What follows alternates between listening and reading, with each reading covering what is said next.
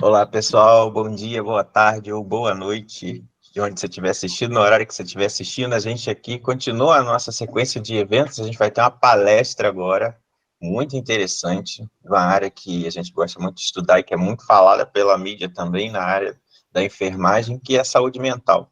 Então, a relação de saúde mental e trabalho, na comemoração da Semana Brasileira de Enfermagem, um evento aí que várias pessoas se organizaram para a gente conseguir construir de forma online e virtual esse ano. Então, a gente vai estar aqui com a professora Caroline Moraes, que é mestre em saúde da família pela UNESA. Muito obrigado, Caroline. Caroline também é do Corém e vai aqui ajudar a gente a entender um pouco mais sobre esse assunto, que é um assunto que eu estudo muito também, gosto muito dessa parte, e espero que vocês gostem. Não se esqueçam de preencher a lista de presença, a palavra-chave vai estar sendo falada ao longo da apresentação, e não esqueçam também de deixar as dúvidas ali na parte de baixo dos comentários, deixa seu joinha e as dúvidas ali para poder a palestrante ver e interagir com vocês durante a apresentação. Então, muito obrigado por ter aceitado, Caroline, o convite, seja bem-vinda, e vamos aí levar esse assunto para a população saber um pouco mais. Obrigada, bom dia a todos e a todas, boa tarde ou boa noite, né? Porque como é algo que fica aqui disponível para todos vocês, então qualquer horário é sempre o horário. Primeiro gostaria de me apresentar, sou Caroline Moraes, sou enfermeira há alguns anos, especialista em saúde mental e atenção psicossocial pela Fiocruz, além de mestre em saúde da família pela Unesa. Quando a gente fala de enfermagem, trabalho, não tem como não falar de saúde mental. Sempre foi um assunto que permeou o imaginário popular, e principalmente dentro do campo da saúde mental, e especialmente na enfermagem, o que trouxe talvez uma luz um pouco maior nos últimos anos foi a pandemia da Covid-19, isso é inevitável, e observar o quanto isso impactou o trabalho da enfermagem para além dos desafios e das questões que já existiam, e quanto tudo isso foi potencializado. No meu campo de atuação, no campo da atenção psicossocial, sempre foi voltado para o público com transtornos mentais, e nos últimos anos tenho me dedicado e tenho pensado cada vez mais sobre a estrutura, né, e o que leva ao adoecimento psíquico, o que leva ao comprometimento mental de trabalhadores e trabalhadoras do campo da enfermagem brasileira. São desafios que cada vez mais são potencializados, lutas que a população de tempo em tempo, né, a população do corpo da enfermagem de tempo em tempo precisa revisitar, como uma batalha por uma série de direitos que impactam diretamente na qualidade de vida e principalmente na saúde física e mental dos trabalhadores e trabalhadoras de enfermagem. Então, convido a todos e todas que possamos fazer alguma reflexão dentro do campo de trabalho da enfermagem, para que a gente consiga entender como avançar e como minimizar os potenciais danos que é no fazer enfermagem, não só no campo da assistência hospitalar, mas também em todas as outras áreas que a enfermagem pode e atua no território nacional. Então, eu vou compartilhar com vocês aqui alguns slides que nos auxiliarão a conduzir essa construção desse pensamento, né, dessa reflexão do ponto de vista da enfermagem e de trabalho. Então, num primeiro momento, alguns dos objetivos que eu proponho para que a gente pense durante esse encontro é analisar o trabalho de enfermagem, quem é essa categoria, aonde e quantos somos, em quais condições estamos, o que é o fazer do trabalho de enfermagem no Brasil, dentro do seu processo legislativo, dentro das resoluções que vão regulamentar e garantir o pleno exercício do profissional. Nesse contexto, abordar o conceito de sofrimento psíquico e de estresse, que são dois fatores que estão diretamente vinculados ao fazer, né, do profissional de enfermagem no Brasil. Conhecer as etapas da síndrome geral de adaptação, que tem total ligação com o estresse, a gente entender e aprender a reconhecer em qual fase ou se estaremos diante de pessoas ou até mesmo nós em uma dessas fases de adaptação, dessas etapas, desculpa, da síndrome geral de adaptação por conta do estresse, reconhecer os fatores do adoecimento do profissional de enfermagem, e aí os fatores de adoecimento psíquico, né, porque sofrer é algo inerente à população, mas quais são os indicativos de que estamos saindo de um processo do sofrimento, que é comum de todos os seres humanos, e chegando a um processo de adoecimento psíquico propriamente dito. E observar possíveis sinais e sintomas desse adoecimento psíquico nesses profissionais de enfermagem. Então, a ideia é que ao final desse encontro a gente consiga pensar e refletir no como fazer essa enfermagem e, principalmente, né, quais medidas que podemos adotar, quais são os fatores protetivos que podemos ter para o exercício pleno dessa profissão. Aqui, num primeiro momento, antes mesmo de me atentar ao que está escrito no slide, para que a gente possa destrinchar, é importante falar dessa enfermagem em números, né?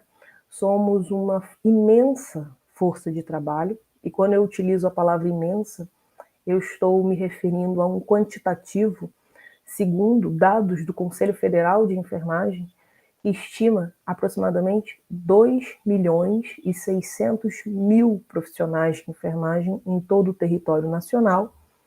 E se formos pensar no estado do Rio de Janeiro, estado do qual me encontro, estado do qual exerço a enfermagem, nós estamos falando de um número que se aproxima de 343.000 profissionais de enfermagem.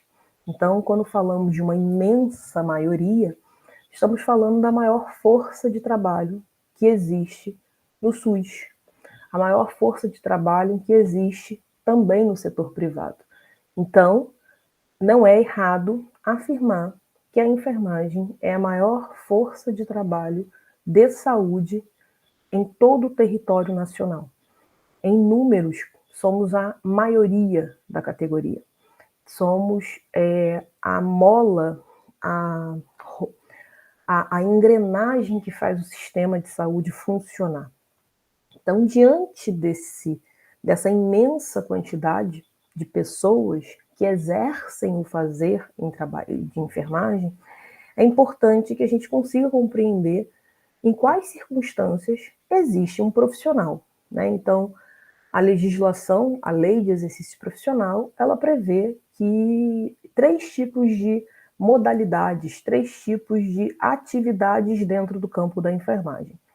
Então, a gente está falando do auxiliar de enfermagem, que vai possuir suas atribuições, do técnico de enfermagem, que também possui suas atribuições específicas, e do profissional enfermeiro, que compete a ele, dentre diversas atribuições, a atribuição de coordenar e supervisionar todo o restante da equipe de enfermagem. Então, falar da enfermagem é falar de 3 profissões, de 3 modalidades que competem uma profissão. E além de cada uma ter a sua especificidade, cada uma ter a sua atribuição e responsabilidade, uma coisa é inerente a todas elas, né? Ao auxiliar, ao técnico e ao enfermeiro, que são as exigências, né? De acordo com o seu grau de complexidade, cada uma dessas pessoas que exercem enfermagem possui exigências específicas no seu fazer. E pensando no que como construir um profissional de enfermagem, a gente está falando de uma categoria que precisa ter todas as áreas da dimensão humana desenvolvidas. E aí, como está aqui descrito, que vocês conseguem acompanhar no slide, a área cognitiva, impossível, né, não aprimorar os componentes cognitivos para o exercício da enfermagem, mas também a área física, porque é necessário uma certa estrutura física, qualidade física do corpo, porque o trabalho da enfermagem é um trabalho que, para além das questões cognitivas, intelectuais, também requer habilidades físicas, né? Somos pessoas que cuidamos de outras, cuidamos dos corpos dessas pessoas, para além disso, mas também cuidamos dessa pessoa como um todo. E cada vez mais a saúde, né, o campo da saúde, ele tem se estabelecido e se estruturado dentro de um contexto de uma enorme exigência. É um setor que evolui muito, que tem muito avanço tecnológico, é um setor que apresenta cada vez mais novas exigências do mercado de trabalho. Eu costumo sempre dizer que a evolução do sistema de saúde, não só do sistema enquanto política pública, mas também da assistência à saúde, ela evolui assim como a enfermagem também precisa evoluir. Eu tenho alguns anos de formada, já há mais de uma década, e é impossível dizer que apenas o que eu aprendi na graduação me garante um pleno exercício de enfermagem. Protocolos são revistos, novas abordagens são inseridas, novos calendários de vacina, né? Eu sempre gosto de dar esse exemplo sobre vacinas, porque até há 2, 3 anos aproximadamente não existia vacina da Covid. Então, eu, com mais de uma década de formação, não aprendi isso na sala de aula. Não aprendi sequer influenza, porque também não existia à época. Então, só para que a gente consiga entender o quanto que o avanço tecnológico, o avanço das políticas de saúde, novas descobertas, novos medicamentos, novos procedimentos são inseridos no fazer em saúde e, consequentemente, isso vai necessitar uma categoria profissional em constante treinamento, em constante evolução, em constante aprendizado. Com isso, eu tenho novas patologias que surgem. Iniciei a apresentação falando da Covid-19, por exemplo, e era algo que não existia e agora existe. Então, toda aquela proposta de biossegurança, né, de paramentação, coloca luva, tira luva, qual máscara utilizar, quanto tempo de duração, tudo isso provocou uma mudança do profissional de enfermagem. As vacinas, as novas inovações, formato de cuidar, tudo isso vai levar esse enfermeiro à necessidade da atualização. E levará também aos serviços, né, onde tem um profissional de enfermagem exercendo enfermagem, que leve capacitação e que busque um processo de educação em saúde, de educação permanente para esses profissionais que vão cuidar da sociedade brasileira. Tudo isso são tarefas que vão ser propostas, são tarefas que serão inseridas, são tarefas que irão ser atribuídas no exercício profissional. Então, de uma forma resumida, se é que é possível resumir em tamanha complexidade que é o exercer da enfermagem, a enfermagem ela vai necessitar de avanço. O profissional precisa avançar à medida em que a enfermagem avança. Associado a esse avanço tecnológico, nós iremos encontrar barreiras, né? Barreiras no mercado de trabalho, barreiras que vão estar vinculadas à nossa capacidade cognitiva, à nossa capacidade física, e questões do dia a dia, né? Somos trabalhadores de enfermagem, mas somos sujeitos, somos pessoas e estamos inseridos num contexto social. Então, o trabalho de enfermagem, ele vai estar estabelecido dessa forma.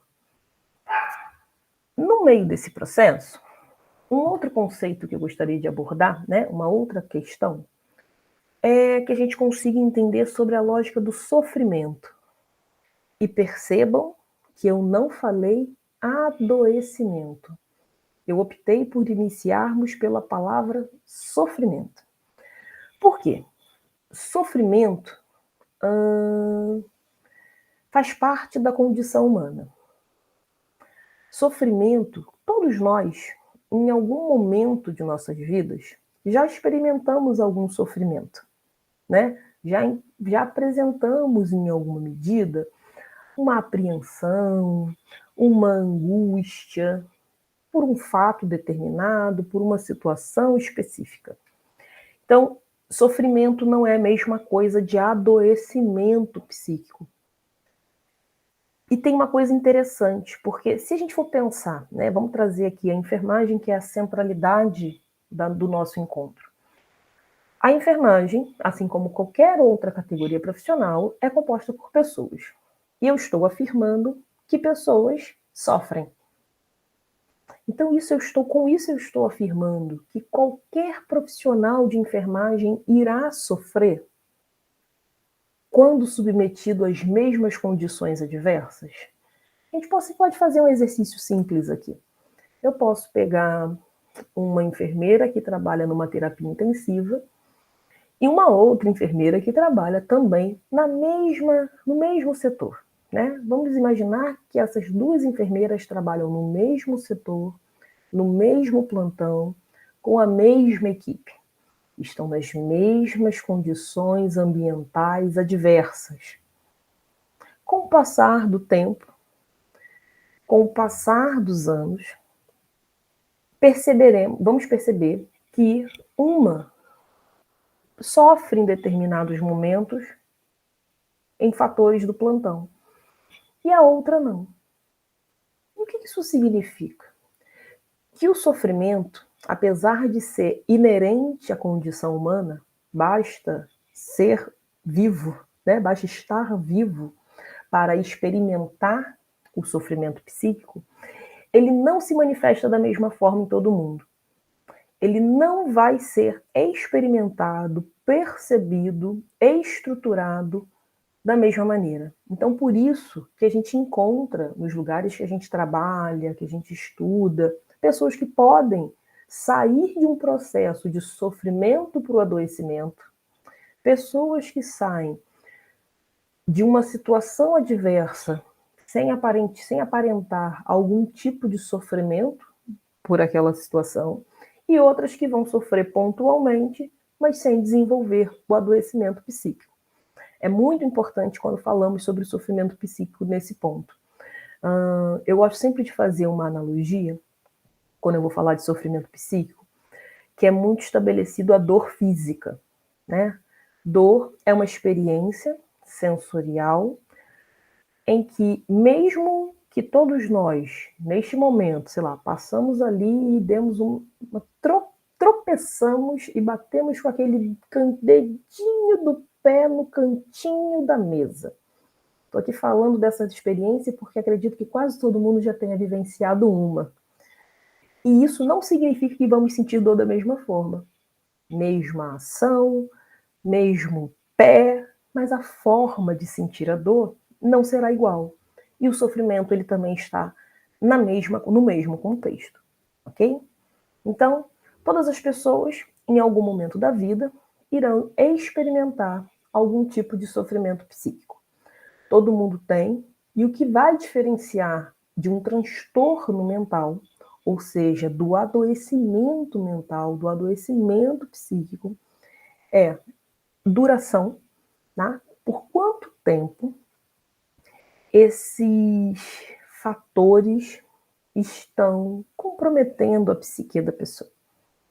A intensidade, em maior ou menor grau, a gravidade e quais os prejuízos que serão causados.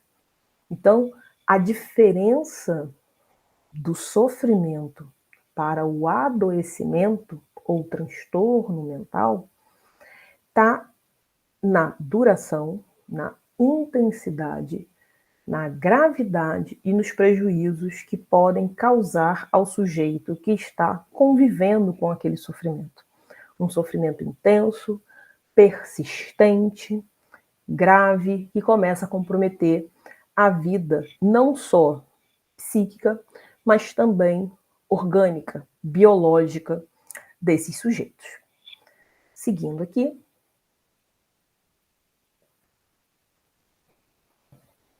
Um outro conceito para apresentar é um conceito de estresse.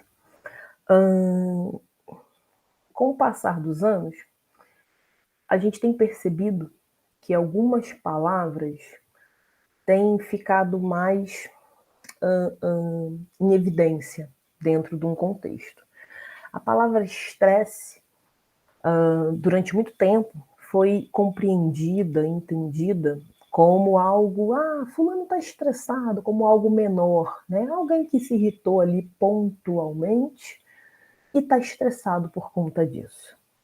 Alguém que se irritou ali com uma determinada situação, com uma determinada estrutura, e a partir disso está absolutamente estressado. Então, essa palavra estresse, ela permeia no nosso vocabulário, mas não num contexto do adoecimento, mas muito mais num contexto de pontuar uma situação. Estresse não é uma situação especial, tá? Como a definição vai trazer aqui, estresse é um conjunto de reações que o organismo desenvolve ao ser submetido a uma qualquer situação que exige uma certa adaptação. E aí, vocês devem estar reparando que possuem, né, tem para ilustrar esse slide, eu optei por colocar aqui 3 desenhos, né? 3 figurinhas aqui. Imaginando a rotina, o dia a dia de um profissional de enfermagem. Tem uma coisa que é igual, que está presente em todas as 3 figuras. Não sei se vocês conseguem perceber, que é o relógio. Né? O relógio marcando hora. Cabem diversas interpretações quando eu visualizo esses relógios. Mas o relógio marca tempo, marca hora. E se a gente for pensar no fazer da enfermagem, a gente vai conseguir compreender que são jornadas exaustivas de trabalho. Exaustivas. A imensa maioria da categoria profissional está inserida em jornadas de trabalho que vão ser de 30 horas semanais, de 40, 44 horas semanais. A maioria das vezes a gente vai converter isso em plantões. Existem diferentes modalidades de plantões. As mais utilizadas é a famosa 12 por 36, mas também temos 12 horas trabalhadas por 60 horas. As escalas que são compreendidas em 24 horas, seja 24 por 72, 24 por 96, 24 por 120. Alguns setores, algumas áreas, né, o setor público, o setor privado, eles tendem a fazer cargas horárias bem diferentes e distintas entre si. Mas isso torna a vida desse profissional, que terá uma jornada de trabalho exaustiva, um fator muito estressante. Então, porque para além da quantidade de horas, você tem sob sua responsabilidade o bem mais precioso de qualquer pessoa, que é a vida. Então, ser um profissional da saúde significa cuidar do que há de mais precioso na vida do outro. E quando a gente pensa nesse profissional da enfermagem, o auxiliar, o técnico e o enfermeiro, nós estamos falando dessa imensa maioria, que falei agora há pouco, associada a essa imensa maioria, tem uma imensa responsabilidade. Essa imensa responsabilidade atribuída ao profissional de enfermagem tem vinculações diretas com a vigilância. É o profissional que está vigilante o tempo inteiro. Ele precisa, numa situação hospitalar ou até mesmo numa situação de atenção básica, quase sempre é o profissional de enfermagem que está em alerta para que isso aconteça. Temos uma questão relacionada a quantitativos de pacientes para cada profissional de enfermagem, em especial a imagem dessa enfermeira aqui, que ela aparece ao entorno de livros, né? Porque para além da quantidade de trabalho assistencial, também há uma imensa responsabilidade sobre trabalho burocrático administrativo. Um parecer, evolução, livro de ordem e ocorrência, a escala de serviço, escala de remanejamento, todo o desenvolvimento do que foi feito durante o plantão, o que foi feito, o que não foi feito, quais profissionais estavam inseridos naquele cuidado, quais profissionais não estavam, quem foi solicitado, quem não compareceu, pensando para quem eu encaminhei o paciente, de quem eu recebi esse paciente, para onde eu transferi, de onde ele veio. Então, são tantos detalhes profundamente importantes dentro do contexto do fazer enfermagem, que a exigência desse fazer é muito significativa. Muito significativa. E quando a gente fala de adaptação, esse profissional de enfermagem ele vai tentar, em alguma medida, por um tempo, ele irá se adaptar a essas situações estressantes, a esses fatores estressores. Óbvio que precisamos compreender que fatores estressores existem para qualquer categoria profissional. Mas aqui estou me referindo à enfermagem porque a gente precisa compreender que, para além dos fatores internos, cada um de nós terá uma maior ou menor, melhor ou não, possibilidade de adaptação aos estresses. Mas todos nós, em alguma medida, estamos sobre uma forte exposição do estresse. E é nesse contexto que eu aproveito para trazer para vocês as 3 etapas, está logo aqui, ó, que vamos chamar de Síndrome Geral da Adaptação. Tá? A Síndrome Geral da Adaptação, ela é estabelecida em 3 etapas, né? Ela é dividida em 3 etapas. Então vamos a elas. A primeira etapa, quando está descrito aqui, é a fase de reação. Tá? O que significa essa fase de reação? Todos nós, é importante voltar nisso, todos nós, em alguma medida, passaremos por essas 3 etapas. A primeira, fase de reação. O que significa a fase de reação? É o momento em que o indivíduo está exposto a um agente estressor. Então, quando eu falo da síndrome geral da adaptação, da síndrome geral da adaptação, tá correto? Na fase da reação, é aquela fase que eu, você e qualquer outra pessoa, o agente estressor apareceu, né? Então, vamos tentar pensar aqui em uma situação rotineira dentro de um plantão. Então, estou lá no plantão de 12 horas, 24 horas, lembrando que eu já exerço a enfermagem há muito tempo, e num determinado plantão, num determinado horário, eu tenho ali pacientes que serão admitidos no setor. Então, vamos imaginar que eu trabalho num setor de internação e recebo, né, um follow-up, recebo uma ligação do núcleo de regulação interna, interno de regulação, o famoso NIR. Quem já conhece a estrutura de uma unidade hospitalar já ouviu falar no NIR. Então, a equipe do NIR faz contato dizendo que pacientes irão chegar, né? Então, existem leitos disponíveis e o hospital vai receber pacientes. Você sabe que, dentre as suas atribuições, é a admissão de pessoas. Toda vez que um paciente chega, há ali um agente estressor, porque existem protocolos que precisam ser estabelecidos dentro dessa proposta, né? Então, qual é o propósito? Qual é o protocolo institucional?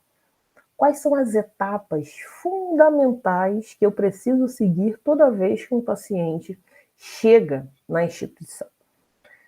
Isso vai acontecer uma vez, vai acontecer 2, então está lá descrito que o paciente vai passar por isso, por aquele outro, que precisa fazer tais exames, que os seus pertences precisam ser entregues, que precisa fazer rastreio, botar ali precaução, fazer rastreio para ver se não tem bactéria multiresistente, enfim, né? Podia ficar aqui alguns minutos descrevendo alguns protocolos de admissão.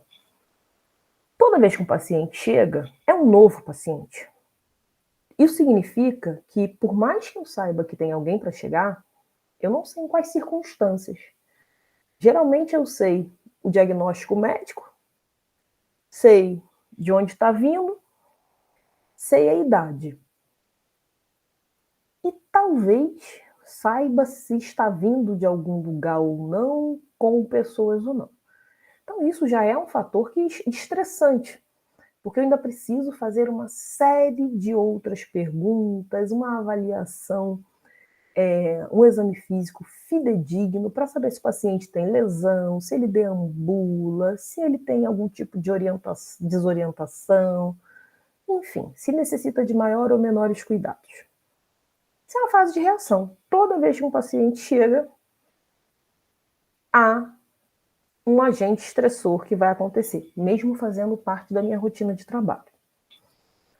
A outra etapa, eu ainda nessa instituição, que eu estou aqui pensando junto com vocês, para que a gente possa refletir e consiga compreender em alguma medida como que isso pode acontecer, dando um exemplo prático. Na fase da resistência, que é quando o organismo continua ativado pelo agente estressor, bom, eu já trabalho aqui há algum tempo, eu já sei como funciona, então vai chegar paciente mesmo, vai chegar um paciente mesmo. Eu olho aqui, eu trabalho num lugar que tem uma capacidade, sei lá, de 20 pessoas internadas.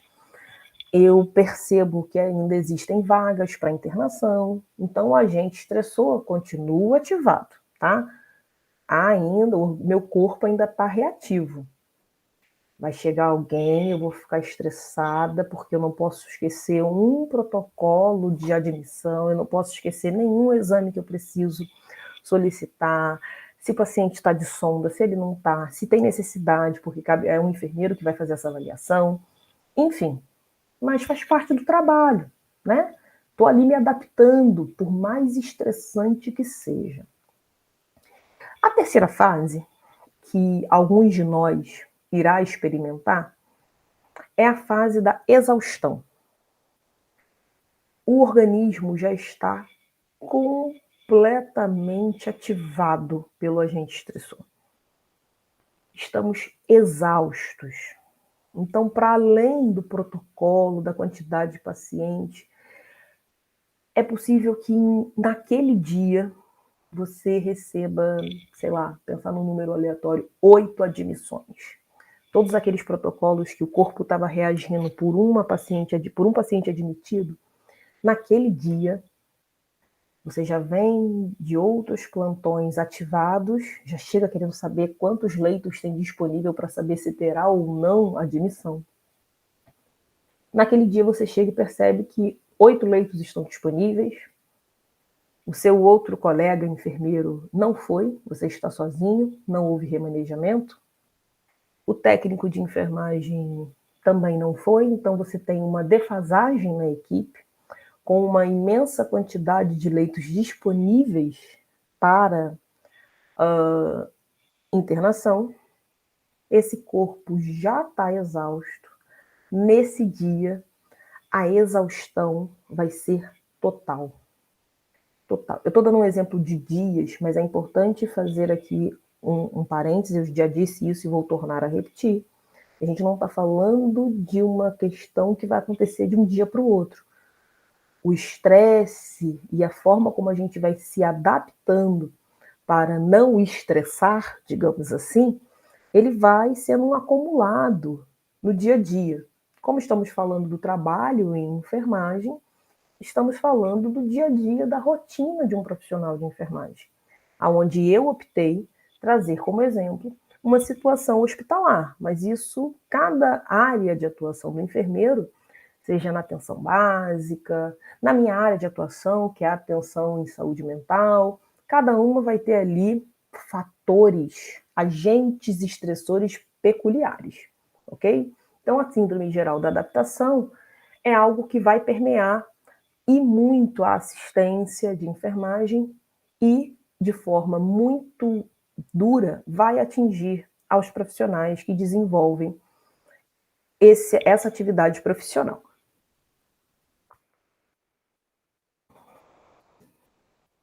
Dentro desse contexto, uma vez extremamente ativado os fatores estressores, para além das outras estruturas, esse profissional de enfermagem, ele está inserido em um contexto de profundas exigências, de profundo avanço tecnológico, ambiente de trabalho que são ocasionados e permeados dentro de uma lógica, de uma estrutura, de um dimensionamento inadequado, de vínculos trabalhistas não muito bem consolidados. Vou falar um pouco disso melhor mais à frente.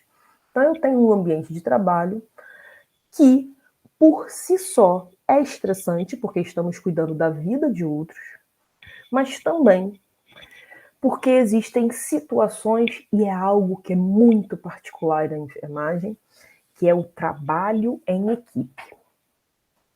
A enfermagem é uma categoria profissional que compõe uma equipe, né? É uma equipe que está dentro de uma outra equipe.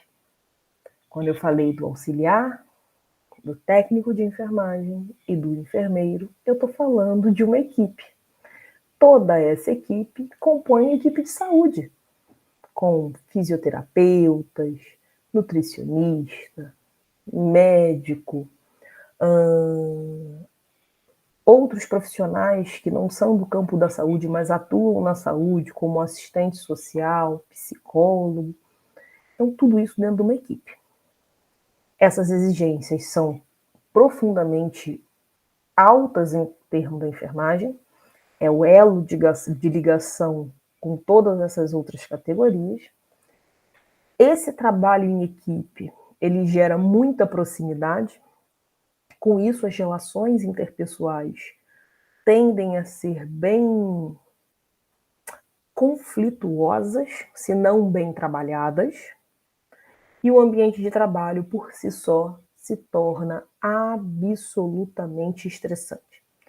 E isso é o principal motivo de desordem, de afeto, de problemas que serão sérios dentro do fazer da enfermagem.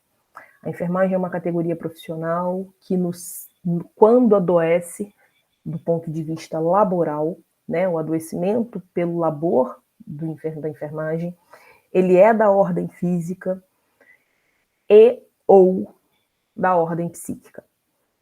É muito comum, é comum e, infelizmente, cada vez mais presente adoecimento de profissional de enfermagem na ordem psíquica e na ordem física, provocando afastamento do ambiente de trabalho, sem a possibilidade de readaptação para outros setores, outras propostas, outras possibilidades do fazer. Então, o adoecimento profissional da enfermagem é uma realidade. A enfermagem, ela adoece quando não bem cuidada. E diversos estudos têm sido tocados, diversos estudos têm sido visitados para entender por que o trabalho em enfermagem gera adoecimento. Essa imensa maioria da população que compõe a equipe de enfermagem, ela também tem uma coisa particular a todo o ambiente trabalhista no Brasil. Mais de 70% da atividade de enfermagem no Brasil, da atividade de enfermagem é composta por mulheres.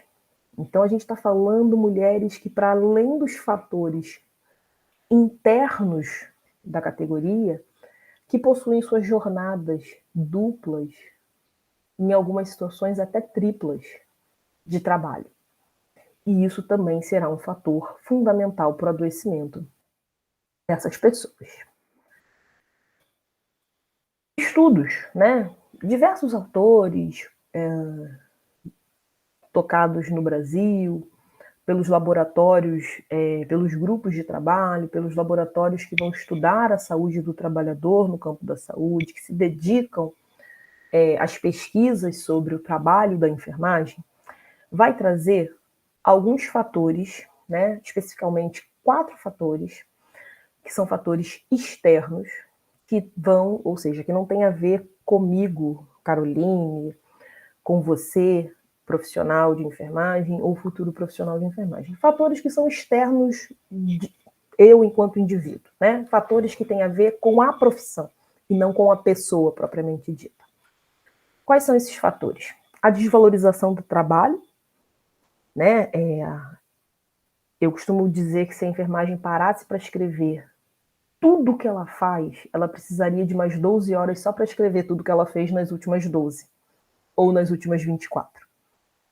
O desemprego ou subemprego, a gente tem passado por diferentes tipos de forma de contratação do profissional de enfermagem, contratações que inclusive são contra a lei, né? Colocando profissionais para serem microempreendedores, coisa que a legislação trabalhista vigente proíbe, colocando técnicos e auxiliares que não podem ser profissionais autônomos como fossem, sem os vínculos trabalhistas, sem todos os direitos trabalhistas que um trabalhador precisa ter. E com isso, baixa remuneração. A baixa remuneração é um fato. A luta pela regulamentação de um piso salarial, ela já se aproxima de 3 décadas, desculpe, 3 décadas, quase 30 anos, e jornadas excessivas de trabalho. Né? Essa jornada excessiva de trabalho, ela se dá por diferentes motivos. Ela se dá por conta de uma quantidade de profissionais insuficiente dentro dos ambientes de trabalho, por conta desse subemprego, dessa baixa remuneração. A maioria de profissionais de enfermagem vai buscar um segundo vínculo, então permanecendo às vezes 24 ou até 48 horas fora de suas casas, tá?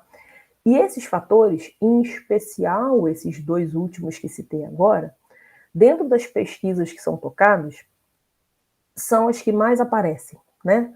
Qual é o problema? Por que você acredita que você está adoecendo? Por que você trabalha muito? A imensa maioria vai responder com diferentes palavras, coisas do tipo: ganho muito pouco. A minha jornada de trabalho é muito grande. Eu tenho 2 vínculos, eu tenho 3 vínculos. Mais recentemente, no encontro que tive com profissionais de enfermagem aqui no estado do Rio de Janeiro, foi muito interessante que fui abordada por uma técnica de enfermagem que dizia, né, a gente estava lá para uma atividade, eu percebi que ela estava um pouco sonolenta, ao final ela veio me pedir desculpas por não ter conseguido se manter acordada para algo que ela mesma se inscreveu para ir. E eu falei que compreendia, que tem momentos em que o sono bate, e aí ela me fala da jornada de trabalho. Ela trabalha em um hospital 12 horas, num outro hospital também 12 horas, então ela trabalha 12 manhã, sai correndo, vai 12 noite para um outro, que é próximo, então ela até consegue chegar. No outro dia, ela está em casa 24 horas, não, no outro dia ela vai para 24 horas, e logo depois ela emenda mais 12 daquele que ela foi embora. Eu fiquei muito assustada, muito assustada. E o que me assusta é porque ela estava com a chave do carro, eu perguntei, né? Acho que fui até indelicada, eu perguntei: você dirige? Ela falou: dirijo, só isso para me fazer chegar ao trabalho. E aí fiquei pensando o quanto ela está exposta a riscos, né? Risco mesmo de se envolver numa batida de carro, um acidente grave de trânsito, riscos na hora do exercício profissional, né? Será que ela está com a plena capacidade cognitiva dela estabelecida com tanta privação de sono? Então, são coisas. Ela é uma menina jovem, está na enfermagem há 5 anos, é jovem.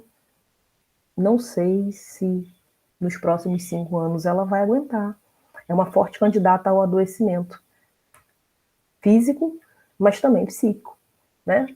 E aí, os salários são muito ruins. Para fazer um bom rendimento para sustento dela e de sua família, ela precisa submeter a esse tipo de vinculações. Então, só para que a gente consiga compreender o quão grave é tudo isso dentro de uma estrutura. Eu trago aqui um artigo que foi publicado em 2011 por Gonçalves, que dentro do seu estudo ele vai dizer o seguinte: os baixos salários marcam o trabalho de enfermagem e ocasionam sofrimento psicofísico entre os profissionais, devido à remuneração insatisfatória diante de uma responsabilidade elevada. O salário não é compatível com a imensa responsabilidade que um profissional de enfermagem tem. A diminuição dos salários faz com que os profissionais de enfermagem procurem mais de um vínculo empregatício, levando-os a permanecer maior parte do tempo de suas vidas no ambiente de trabalho. Nesse sentido, há maior desgaste desses profissionais, incidindo negativamente no processo saúde-doença e resultando na baixa qualidade de vida. Eu acho que esse exemplo que eu trouxe agora há pouco, né, de uma pessoa que eu conheci, é um exemplo claro e não único, infelizmente, do adoecimento da categoria profissional. A história que eu trouxe aqui dessa pessoa não é uma história única. Muitos de nós ou temos histórias muito parecidas com essa que relatei, ou muitos de nós conhecemos pessoas com histórias muito parecidas com essas que contei. E tudo isso vai favorecer o adoecimento desse sujeito ao longo do tempo, principalmente em algo que mais recentemente, inclusive, inseriu ali nas listas de doenças ocupacionais, que é o burnout. Vamos falar um pouco sobre ele ao final dessa apresentação. Ainda falando da jornada excessiva e da baixa remuneração, Queiroz, no seu artigo em 2008, diz o seguinte: as pressões no trabalho, como o conflito de interesses e a sobrecarga, contribuem para o desequilíbrio e o estresse. Olha o estresse aparecendo mais uma vez, tá?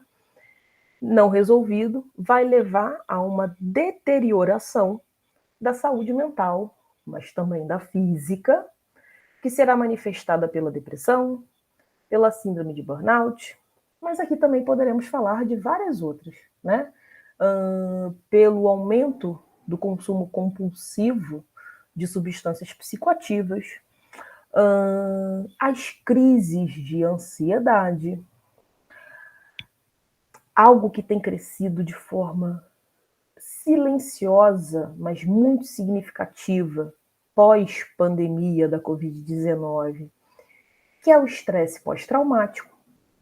Então, são alguns transtornos mentais que estão cada vez mais presentes na categoria profissional, que vão se manifestar de formas diversas. Os sintomas nem sempre são sintomas psíquicos. Muitas das vezes começam como sintomas físicos e vão alternar e algumas vezes, inclusive, né, agregar sintomas físicos com sintomas psíquicos. E esse sujeito, esse profissional, tem muita dificuldade de reconhecer que já está num processo de adoecimento. Por diversos motivos. O principal deles é a falta de tempo para olhar para si. E ambientes de trabalho, ambientes profissionais que não favorecem isso. Eu estou aqui falando de nós enquanto enfermeiros, mas é importante que a gente consiga compreender que muitos de nós seremos coordenadores, seremos gerentes, responsáveis técnicos, diretores. E é importante que esse tema, qualidade de vida, qualidade de trabalho, faça parte dos nossos eixos de uma boa assistência, porque um profissional com boa qualidade de trabalho, um profissional que esteja dentro de um ambiente de trabalho saudável, ele presta uma melhor assistência. Então, cuidar da saúde do profissional de enfermagem, cuidar da saúde mental do profissional de enfermagem é cuidar da assistência à população. Enquanto os gestores em saúde não compreenderem isso, a gente não vai conseguir um bom desenvolvimento da assistência. Profissionais adoecidos não exercem uma boa assistência de enfermagem. Aqui, para que a gente consiga compreender, né, a palavra burnout não é uma novidade para nenhum de nós, todos nós já ouvimos essa palavra em algum momento. Ela é uma palavra que vem da origem do inglês, que ali numa tradução livre pode se chamar de exaustão, esvaziamento ou esgotamento. É uma patologia que vai ser observada entre trabalhadores na prestação de cuidados, tá? Ou seja, acomete muito profissionais de saúde. Médicos e enfermeiros, principalmente, são as duas principais categorias no campo da saúde, pelas responsabilidades que são atribuídas a essas duas categorias e aos profissionais da educação, né? Professores estão constantemente sendo diagnosticados e afastados das suas funções laborais pela síndrome de burnout. É considerado uma patologia, é considerado algo de difícil diagnóstico, e a dificuldade do diagnóstico ela está por inúmeras questões. Primeiro, o reconhecimento do sujeito de entender que está diante da síndrome. Segundo, porque é um diagnóstico onde os sintomas são muito subjetivos e eles podem ser confundidos com qualquer outro transtorno. Então, isso é uma característica dos transtornos mentais, né? Eles são muito próximos, o que vai diminuir, o que vai diferenciar são pequenas nuances. Então, a gente precisa ficar muito atento. É preciso que esse assunto permeie os ambientes profissionais, porque a gente precisa identificar os sinais e sintomas da exaustão, do esgotamento físico e mental que um profissional está nas suas atividades laborais. Tá? A síndrome de burnout é uma vinculação ao exercício profissional. Tá? Então, dependendo da minha categoria profissional, eu posso ou não desenvolver burnout. Como disse aqui agora há pouco, categorias profissionais, campos de atuação que tenham maior vinculação com prestação de cuidados, estejam mais próximos do sujeito. Profissionais de saúde, enfermeiros e médicos, e professores dentro, né, em especial ali professores do nível fundamental e médio, do ensino médio e do ensino fundamental. Essa imagem eu joguei no Google, coloquei assim, burnout, e aí cliquei ali em imagens, né, para ver o que o Google me dá de primeira imagem quando eu falo de burnout. Eu achei interessante porque tem aqui alguém, né, debruçado sobre um computador, provavelmente exausto, depois de tanto trabalhar. E o que eu mais achei interessante, que eu mais gosto dessa imagem, é essa figura que simboliza uma bateria, né? Bateria dos nossos celulares, dos nossos computadores. Quanto a gente cuida, quanto a gente se refere ao nosso corpo como máquina, né? Quando eu estou muito cansada, eu digo que eu preciso descansar para recarregar as baterias. Então é importante a gente também perceber por que a gente se refere ao nosso funcionamento corporal como se fôssemos máquina. Não somos, né? E aí essa imagem, ela me despertou exatamente por a energia está acabando, né? Mas que energia é essa? Por que a gente está falando de energia quando a gente está falando da síndrome de burnout? A gente está falando, em alguma medida, de uma reação do nosso corpo. Exatamente como está descrito aqui. Acredita-se que a síndrome de burnout seja uma reação à tensão emocional crônica gerada a partir do contato direto e excessivo com outros seres humanos. Opa! Isso me faz lembrar do que eu falei agora há pouco. Professores que estão ali no contato com crianças e adolescentes, profissionais de saúde, em especial médicos e enfermeiros, que estão em contato com pessoas adoecidas. E é importante que a gente está falando de pessoas e os acompanhantes dessas pessoas. né? A maioria dessas pessoas possui um acompanhante, possuem uma visita, que querem informações. Se eu penso no campo educacional, crianças e adolescentes não respondem por si. Eu tenho ali os responsáveis legais, eu tenho a justiça querendo informações. E isso tudo gera um contato excessivo com esses sujeitos. E geralmente esses contatos excessivos são contatos que estão absolutamente estabelecidos, estipulados, dentro de uma lógica de preocupações, dentro de uma lógica de problemas, dentro de uma lógica de adoecimento. Cuidamos de pessoas adoecidas, na imensa maioria. E pessoas adoecidas estão preocupadas, estão nervosas, estão tensas, querem respostas, nos exigem exclusividade, porque a minha urgência não é menor do que a urgência do sujeito que está no leito vizinho. Então, todos querem ser atendidos agora, e isso vai aumentando a tensão emocional dentro da nossa atividade laboral. Já me aproximando do fim, aqui, também adorei essa imagem, também joguei no Google, tá?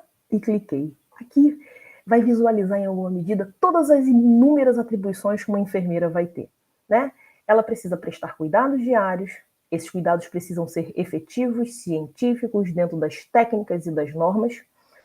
Tudo isso torna esse fazer complexo, e essa complexidade do cuidar do outro, de cuidar desse sujeito, vai exigir uma tensão, acontece uma tensão emocional constante, porque o nosso trabalho ele é pautado na ciência e ele é permeado de responsabilidade. E diante do acúmulo de tarefas que são absolutamente desgastantes, que são absolutamente intensas e que me atrevo a dizer desproporcionais, qualquer profissional de enfermagem já se pegou fazendo algo que não é de sua competência, mas se não fizer, ninguém o faz, que ao final de tudo isso, a síndrome de burnout bate a porta. A síndrome de burnout vai bater a porta desse profissional, porque ele está ali, ele é um multitarefas, ele precisa dar resposta para tudo e para todos. Ele precisa pensar em tudo, ele precisa anotar tudo, ele precisa fazer tudo dentro de uma lógica de responsabilidade científica. Isso não é pouco. E isso principalmente não é fácil. Isso aumenta e vai ser fator estressante para todos os profissionais. Ao final, esse sujeito estará exausto. Exausto. Aqui nós temos as as quatro fases evolutivas da síndrome de burnout. A fase 1, que em alguma medida a gente já deve ter aparecido, né? Aquela falta de ânimo para ir trabalhar. Ai, meu Deus do céu, hoje eu tenho que ir trabalhar, né? Ai, eu vou, mesmo sem vontade. Aí o corpo dói, a coluna dói, o pescoço está meio duro, né? É uma mistura de desânimo com fatores físicos, é fisiológico. No meio disso, porque eu estou cansado, estou desanimado, eu trabalho com subempregos, eu já começo a achar que estão me perseguindo, que estão fazendo as coisas para me atingir. Então, aqui estou na questão psíquica, né? É uma coisa meio paranoica. Por que estão me perguntando isso? Por que é isso? Então, eu já estou começando a achar que estão duvidando do meu trabalho, eu já não quero estar aqui. E aí tudo me perguntam, tudo eu tenho que dar resposta. Isso já é uma segunda fase, a fase da paranoia. E percebam, falta de ânimo para trabalhar, dor nas costas, no pescoço, na coluna, tá achando que está sendo perseguido, uma coisa meio paranoica. Isso pode ser qualquer coisa. Entendem por que é difícil reconhecer a síndrome de burnout? Uma terceira fase já é uma fase em que o corpo da gente está dando todos os sinais. Tá? A gente está somatizando. A minha psique, a minha exaustão diante da lógica profissional já atingiu o meu corpo. Eu vou começar a apresentar alergias que nunca tive. Eu vou ter picos hipertensivos dentro do ambiente de trabalho, ou a caminho ou indo embora. Como profissional de saúde, eu começo a me automedicar. Ah, não, então tá alergia aqui, eu vou tomar esse remédio. Eu tô tendo um pico hipertensivo, eu vou comprar alguma coisinha e vou tomar. Eu nem paro para pensar que isso pode estar desvinculado diretamente ao meu trabalho. E numa fase mais final, e principalmente mais danosa, começa a automedicação de medicamentos não prescritos, né? Então, vou tomar um negocinho para o meu humor, vou tomar um negocinho para eu dormir, para eu apagar, porque eu estou com uma insônia. Começa a fazer um consumo abusivo de álcool e até mesmo outras drogas. E, num caso mais grave, as ideações e, às vezes, os atos suicidas, né? Só no ano passado nós tivemos 6 profissionais de enfermagem que tentaram contra a própria vida. E no meio disso tudo, para a gente encerrar aqui o nosso encontro, eu deixo aqui, né, que apesar de todas essas questões, a gente precisa pensar num tratamento.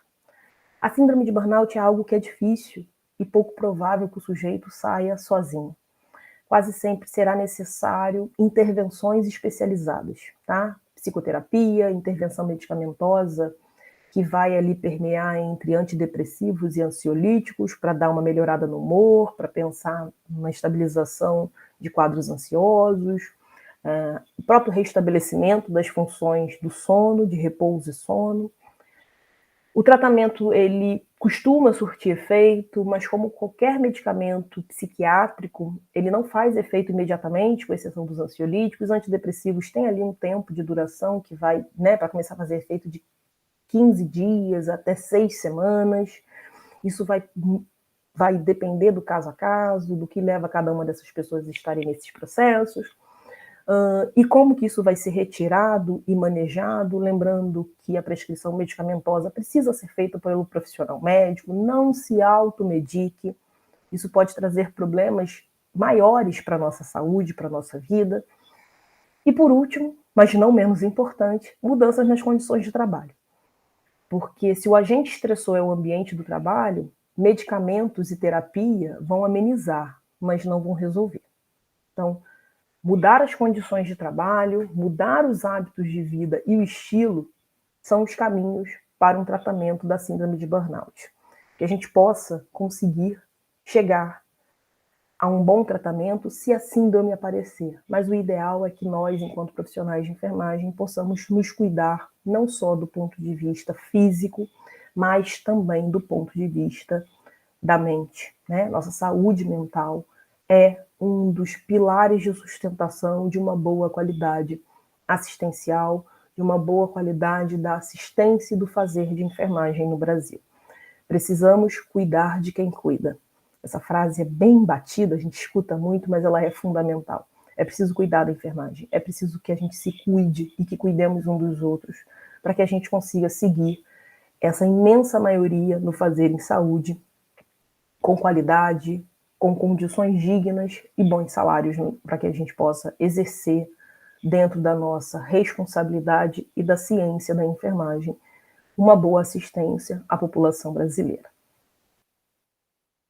Aqui estão as referências utilizadas para esse material apresentado, todos disponíveis na internet. Recomendo para quem se interessa pela temática que consulte, que leia, que pesquisem. Somente conhecendo o fazer da enfermagem e os fatores que nos levam a adoecer, a gente consegue sair dessa estrutura. Então, mais uma vez, bom dia, boa tarde, boa noite a todos, que a gente tenha um bom encontro. Muito obrigado, professora Caroline Moraes. A gente agradece sua participação aqui, muito relevante esse tema. Faz a gente refletir sobre a vida, né, as condições de trabalho. E a gente não esquece de lembrar sempre vocês, preencham a lista de presença, deixem os comentários aí embaixo, na nossa parte de comentários, deixe o joinha, e a lista de presença vai ficar aí até 48 horas para vocês assistirem a essa linda palestra, e preste atenção no preenchimento da lista, e depois do tempo a gente vai liberar os certificados, então a gente vai encerrar as listas de presença depois de 48 horas da liberação aqui embaixo na descrição desse vídeo. Não, eu só agradeço a você, professora, e a gente se encontra em outras partes aí, outros convites, né? E ao longo dessa jornada aí da nossa apresentação da semana, tá? Agradeço a todos aí, bom dia, boa tarde ou boa noite. Obrigada pelo convite, um abraço a todos e a todas.